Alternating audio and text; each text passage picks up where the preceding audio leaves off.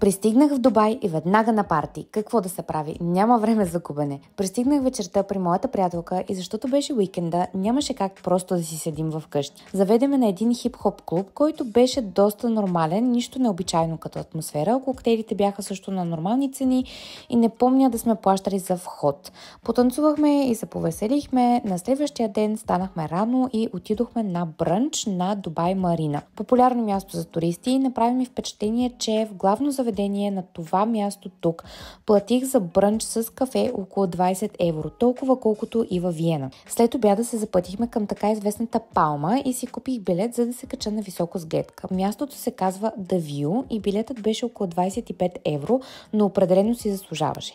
Първо минавате през този 3D коридор, след което имате кратка презентация с много готини ефекти и се качвате при самата гледка. Признавам се, беше наистина страхотна. Аз, както обичам модерни градове и лъскави сгради, се насладих доста. Можете ли да си представите какво е да живеете в тези къщички на Палмата? Аз не мисля, че мога. Защото обаче имах само 2 пълни дни и реших да прекарам само около 30 минути на това място. Не мисля, че ще ви трябва и повече като цяло. След което се запътихме към известните Miracle Gardens в Дубай.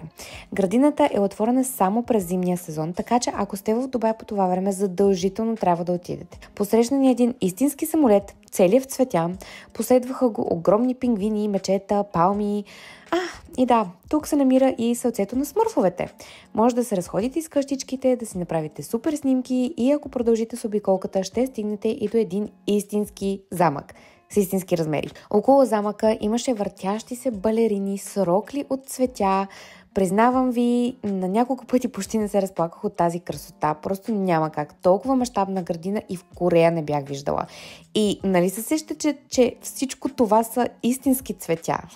И тук входът беше около 25 евро и си заслужаваше на 100%. Не знам дали е нужно да споменавам и огромните коне, слънчета, чайничета, намиращи се в градините, както и специалното местенце за отдих, кафе, храна и още снимки.